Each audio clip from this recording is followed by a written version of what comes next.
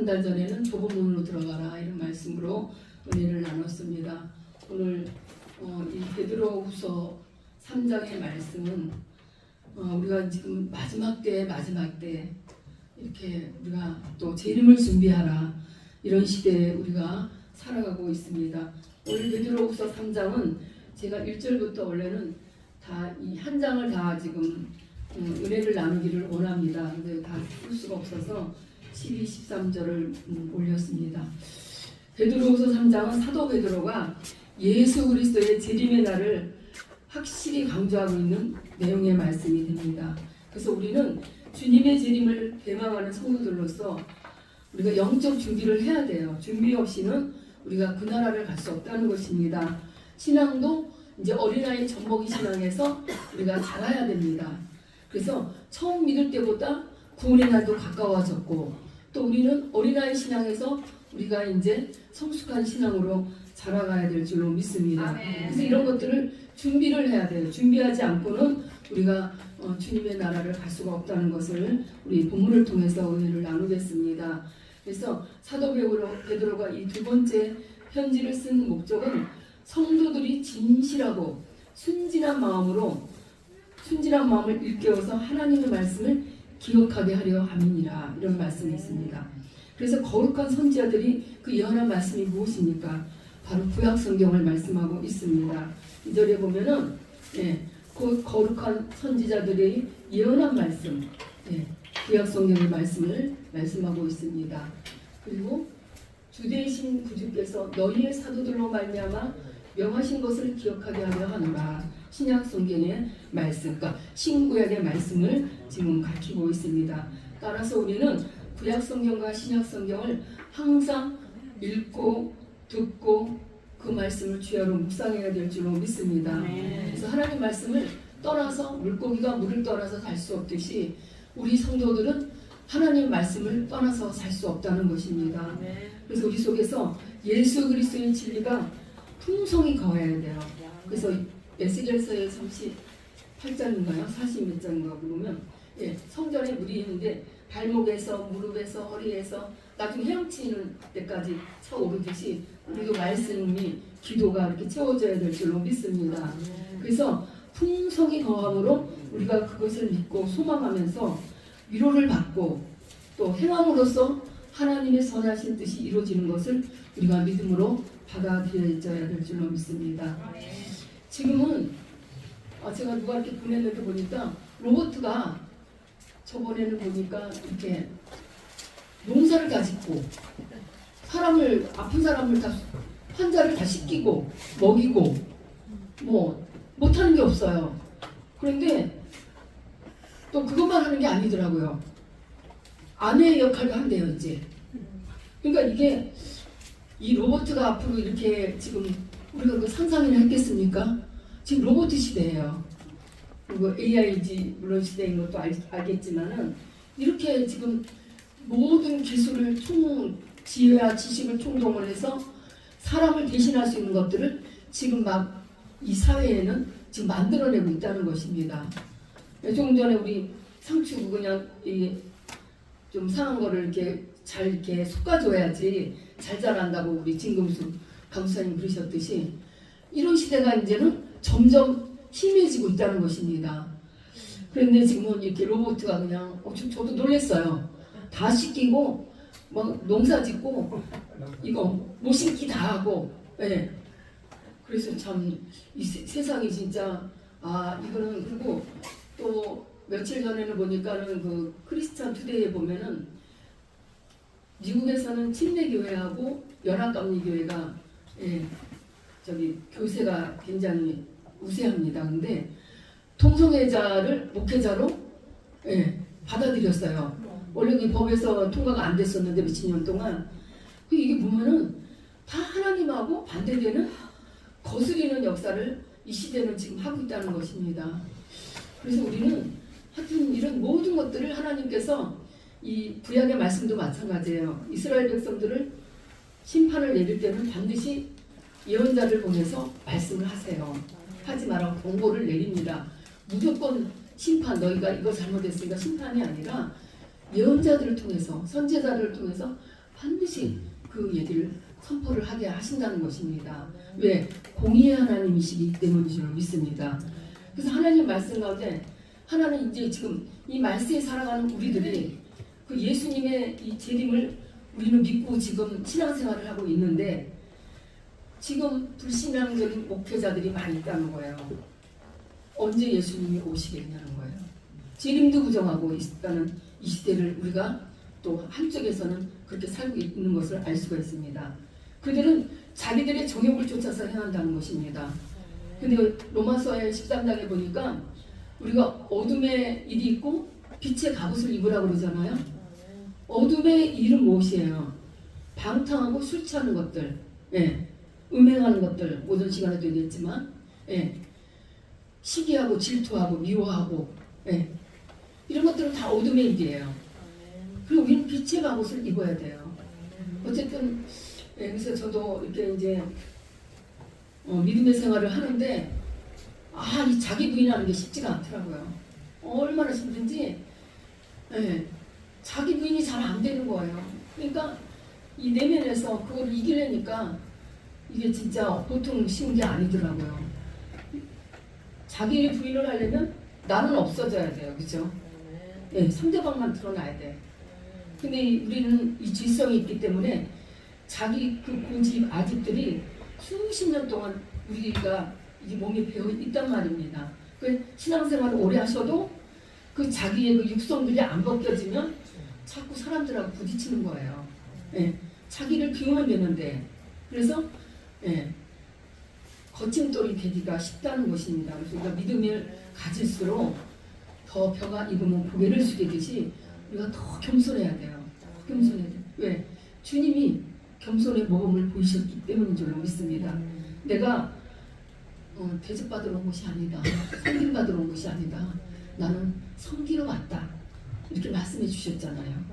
그래서 우리는 이 불신앙적인 이 시대의 목회자라고 해서 지금 우리 이화선 목회처럼 재림을 또 이렇게 많이 강조하는 또 말씀하는 교회도 적지 않다는 거예요. 적다는 거예요.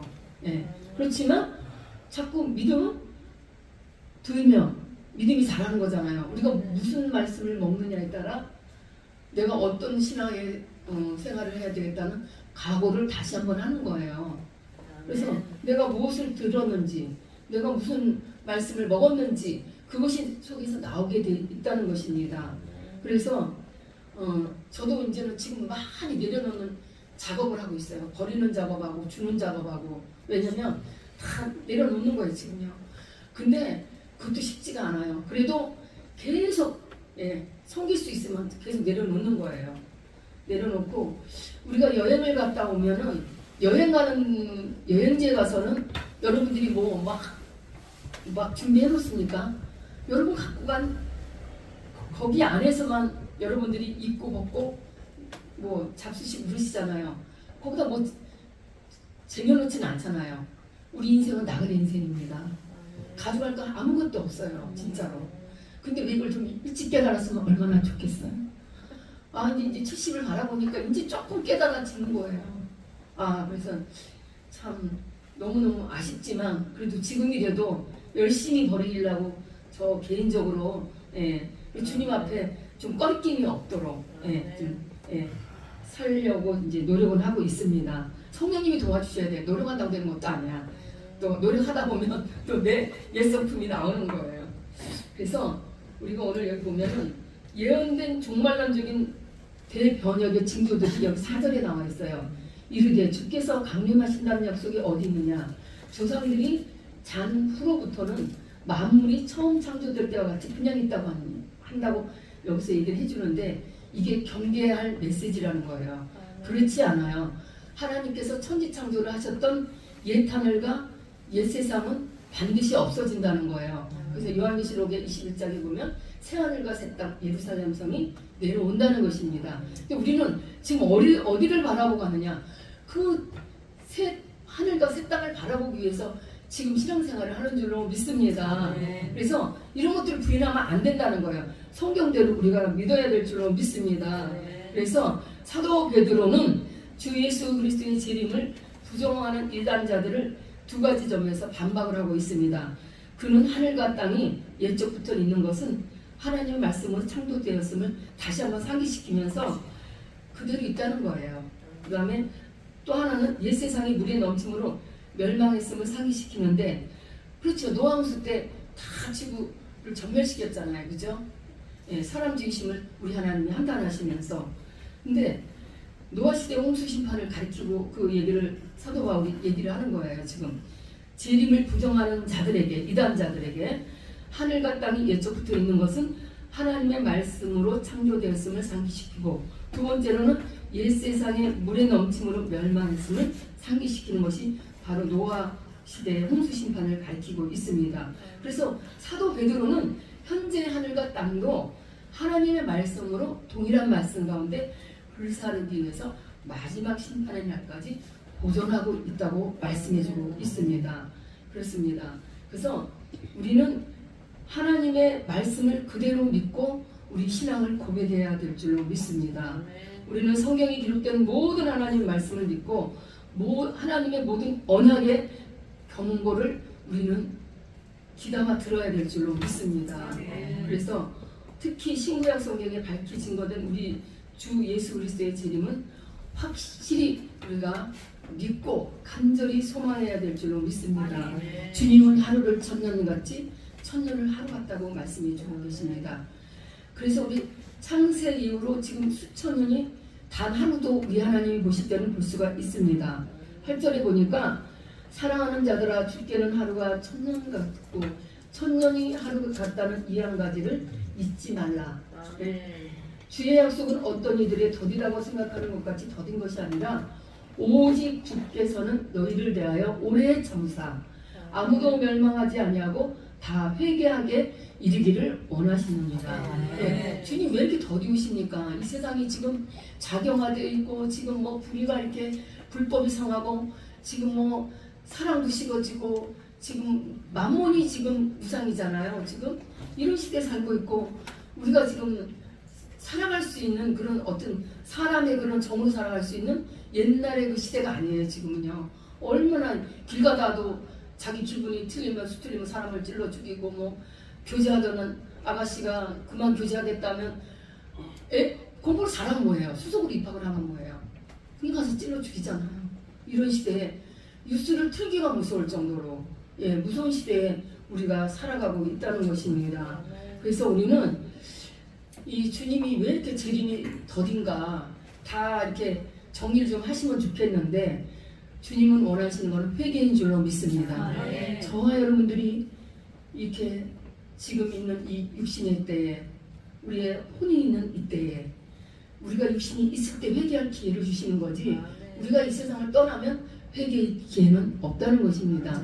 너무나 알잖아요. 부자와 그 나사로를 보니까 둘이 다 잘 먹고 한 사람은 하나는 부잣집 밑에서 그냥 헌대를 긁으면서 부스러기도 못 먹었을 것 같아. 부스러기 떨어지는 거 먹으면서 하는데 결국은 아브라함 품에 간 거지 나사로와 또 구름사이에 있는 그 수월에 있는 그 부자는 봐보세요.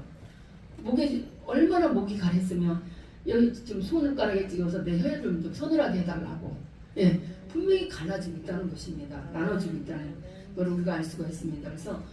그래서 내 형제들에게 여기 오지 않게 좀 얘기 좀 해주니까 그때는 이미 이제 시간이 늦은 거예요. 그러니까 우리가 육체가 있을 때, 우리가 호흡이 있을 때, 우리가 전도해야 될 대상이 있다면 전해야 될 줄로 믿습니다. 이제는 진짜 잘 믿어야 돼요. 불의와는 상관이 없어야 돼요. 죄와는 상관이 없어야 돼요. 우리가 이제 예수를 믿고 이렇게 신앙의 연륜들이 이제 많으시지만은 우리는 항상 손 아래 사람이 됐든 연수한 사람이라도 우리는 항상 존경해주고 좋은 언어를 공경을 해줘야 될 줄로 믿습니다. 하나님의 백성은 그 사람의 언어를 통해서 그 사람의 인격이 나오는 줄로 믿습니다. 그래서 주님은 원하는 건 뭐냐면 회개하기를 기회를 주신다는 거예요. 회개할 기회도 안 주시고 주님이 심판 내리신다면 우리 하나님은 불의의 하나님인 줄로 믿습니다. 공의의 하나님이시기 때문에 어떤 이들이 더디다고 하면 너 지금 하나님 앞에 잘못한 거 있으면 회개하자. 응? 주님 앞에 바로 쓰자. 응? 이렇게 해서 권면을 해야 될 줄로 믿습니다. 그래서 10절을 보니까 그러나 주의 날이 도둑같이 온대요. 그날에는 하늘이 큰 소리로 떠나가고 물질이 뜨거운 불에 풀어지고 땅과 그 중에 있는 모든 일이 드러나리라. 이렇게 그날은 도둑같이 임한대요. 도둑같이 임하지만 여기 디모데전서에 보면은 또 그런 말씀이 있죠. 도둑 깨어있는 자에게는 도둑같이 임하지 않는다는 말씀도 있어요. 그러니까 우리는 하여튼 늘 깨어서 하나님 말씀과 기도로 오늘 디모데전서 4장의 말씀대로 우리는 깨어 있어야 될 줄로 믿습니다. 기도해줘야 되고 연약한 자들이 있으면 기도해줘야 되고 여기 우리 신광용 목사님이 저번에 우리 두 번째 주가 오셔서 수요일날 오셨죠. 이제 더 이상 못 온다고 기도 좀 해달라고. 그래서 저도 기도하고 있어요. 신광용 목사님 하나님께서 얼마나 그 불편한 몸을 갖고 여기까지 그래도 오셨는데 기도해달라고. 그래서 하나님이 기적의 하나님께서 기암 목사님을 위해서 서로 기도해 주시면서 치료의 역사가 나타날 줄로 믿습니다. 그래서 하나님께서는 창세전에 선택하신 그 언약의 백성들이 있어요. 그들을 위해서 구원하시고자 하는 그 의지를 하나님은 버리지 않는다는 것입니다. 그래서 내 백성이 내 자녀가 잘못했으면 그 자녀를 매를 회초리를 들어서라도 너 이런 것이 잘못되었으니까 너 이런 것들을 고치고 그 아이를 품는 게 부모지. 너는 이렇게 했기 때문에 너는 내 아들이 아니고 내 딸이 아니고 내 자녀가 아니고 내칠 부모는 아무도 없어요. 그죠? 그 아이를 품어야 되는 줄로 믿습니다. 그래서 바른 길로 가게. 그래서 우리가 주의 재림의 날에 이루어질 일들이 지금 오늘 10절에 보니까 11절에 있는데 주님의 재림의 날에는 11절에 하늘과 땅이 다 붙어서 없어진다는 거예요. 그러니까 지금 우리가 보고 있는 이 현재 우리가 보고 눈에서 보이는 하늘, 여기 지금 땅, 물, 불 이런 것들이 다 없어진다는 거예요. 그러니까 이것도 믿어야 돼. 지금 이게 없어지겠나 하지 말고 믿으셔야 돼요. 말씀에 있기 때문에. 그래서 사도 베드로는 계속해서 주님의 재림의 날에 하늘이 불이 타고 풀어지고 땅의 원소들이 다 뜨거운 물에 녹아진다는 것입니다. 용광로에도 가보세요. 포항에 가보니까 그 많은 쇳덩어리를 다 녹이는데 뭐 그냥 멀겋더라고요. 그걸 다 녹이잖아요. 그래서 우리는 주님의 재림의 날은 하나님의 그 재림의 날을 사모하는 신부들에게는 그날이 너무너무 기쁜 날이지만 그렇지 못한 자들에게는 심판의 날로 다가오는 줄로 믿습니다. 죄와 저주로 더러워진 현재 이 세상을 모든 불에 하나님께서 깨끗이 다 피워버린다는 것입니다.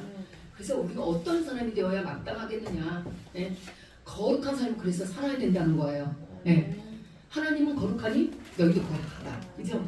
그러면 우리가 거룩한 삶을 그날을 사모하면서 주님의 날을 사모하면서 거룩한 삶을 우리가 날마다 살아가기 위해서 우리가 깨끗한 심령으로 주의 말씀으로 살아가야 될 줄로 믿습니다. 그래서 기도해야 되고 말씀을 묵상을 해야 된다는 것입니다.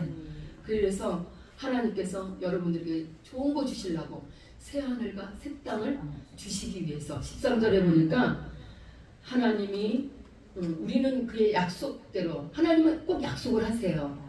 약속대로 의가 있는 곳이 새 하늘과 새 땅을 바라보는 거다. 14절에 보니까 그러므로 사랑하는 자들아 너희가 이것을 바라보나니 주 앞에서 점도 없고 흠도 없이 평강 가운데서 나타나기를 힘쓰라는 것입니다. 또 우리 주의 오래 참으심이 주님께서 오래 참으심은 여기 아까 또 나오셨죠. 왜 이렇게 더디다고 그랬느냐 9절에 보니까 이렇게 오래 참으시는 것은 구원이 될 줄로 여기라. 우리가 사랑하는 형제 바울도 그 받은 지혜대로 너희에게 이같이 썼다는 거예요. 그래서 우리는 항상 성경에 하나님 말씀을 읽고 듣고 묵상함으로써 하나님의 위로를 받으셔야 돼요. 먼저 교훈을 받고 올바로 살아가야 될 줄로 믿습니다.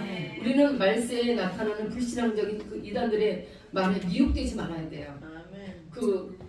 지금은 하나님의 교회라고 이름을 안 붙였더라고요. 우리 동네 가니까 하나님 교회가 아니고 예수 그리스도의 후기 성도교회 이렇게 써놨더라고요.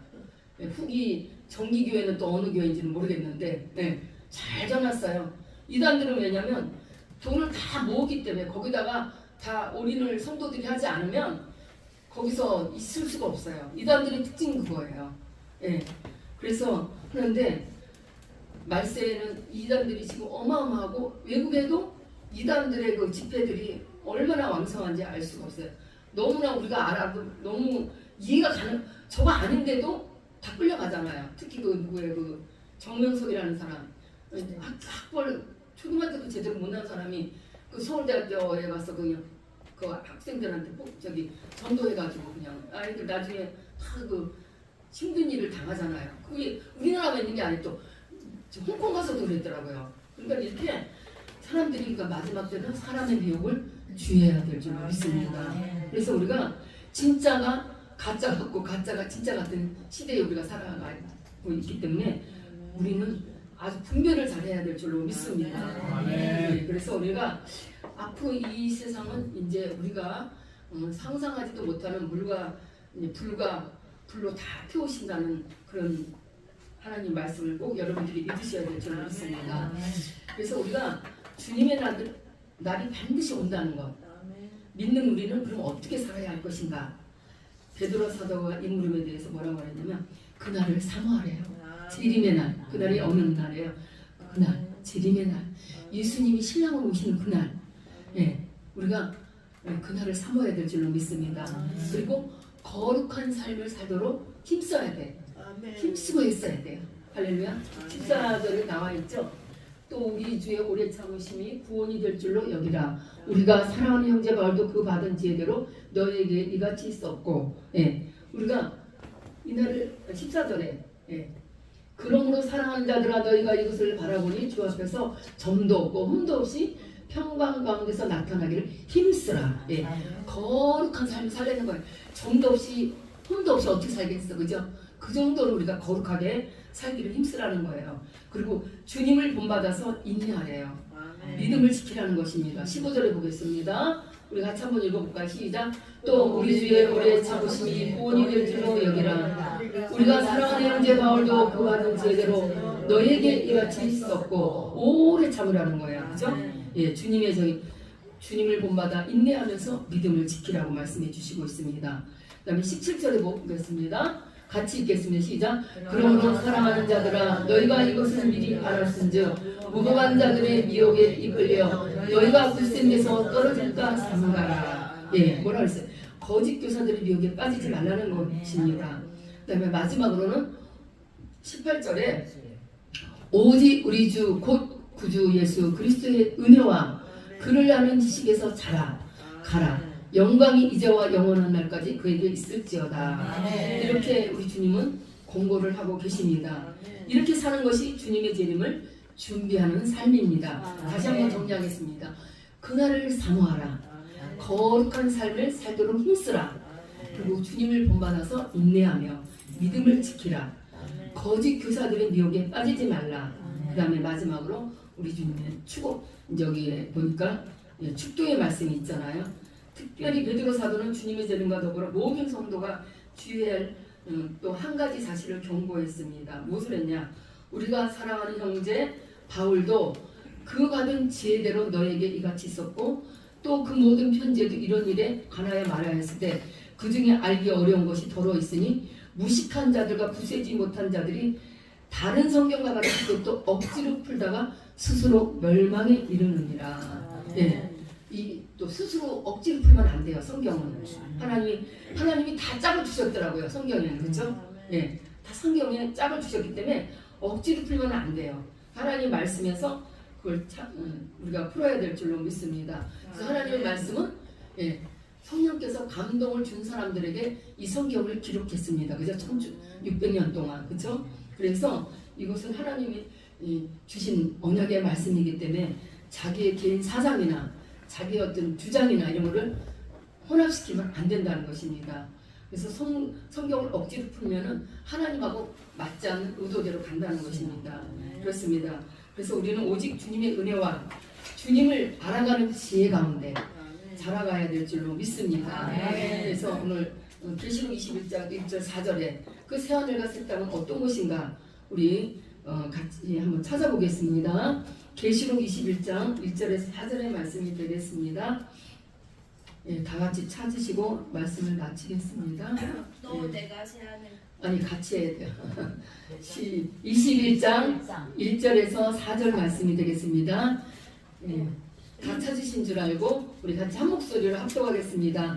또 내가 새 하늘과 새 땅을 보니 처음 하늘과 처음 땅이 없어졌고 바다도 다시 있지 않더라. 또 내가 보매 거룩한 성 새 예루살렘이 하나님께로부터 하늘에서 내려오니 그 준비한 것이 신부가 남편을 위하여 단장한 것 같더라. 내가 그의 보좌에서 큰 소리 나서 이르되 보라 하나님의 장막이 사람들과 함께 있으매 하나님이 그들과 함께 계시니 그들은 하나님의 백성이 되고 하나님은 친히 그들과 함께 계셔서 모든 눈물을 그 눈에서 닦아주시니 다시는 사망이 없고 외통하는 것이나 곡하는 것이나 아픈 것이 다시 있지 아니하리라. 처음 것들이 다 지나갔음이로라. 아멘. 이 말씀대로 저와 여러분이 믿으시고 주님의 재림을 사모하는 모든 우리 권속들이 되기를 축복합니다. 기도하겠습니다. 살아계신 하나님 감사합니다. 우리가 처음이 있으면 마지막이 있습니다. 알파와 오메가 되신 하나님, 이제 주님께서 만물을 지으시고 보기에 좋으셨더라 하였지만 인간의 역사에 아버지 하나님 보시기에 아버지 마음에 들지 않았던 많은 인생들의 이 역사를 보면서 이제 주님은 다시 한번 심판의 아버지 하나님 매를 들으신 줄로 믿습니다. 그러나 하나님의 백성들에게 주재림을 사모하며 흠도 없이 또 티도 없이 거룩한 삶을 준비하라고 말씀해 주셨사오니 하나님 아버지 말씀에 순종하는 우리 모두 되게 하여 주시옵시고 주님께서 예비해 놓으신 새하늘과 새 땅에 우리 모두 다 들어갈 수 있도록 아버지 하나님 인도하여 주시옵소서. 이 땅의 것에 아버지 마음 빼앗기지 않게 도와주시고 오직 먼저 그의 나라와 그의 의를 위하여서 우리의 남은 시간과 우리의 물질과 우리의 몸과 우리의 모든 가진 것을 하나님 앞에 영광 돌리는 데 쓰일 수 있도록 저희들에게 큰 믿음 주시옵소서. 감사드리며 예수 그리스도의 이름으로 기도 올려옵나이다. 아멘. 주기도문으로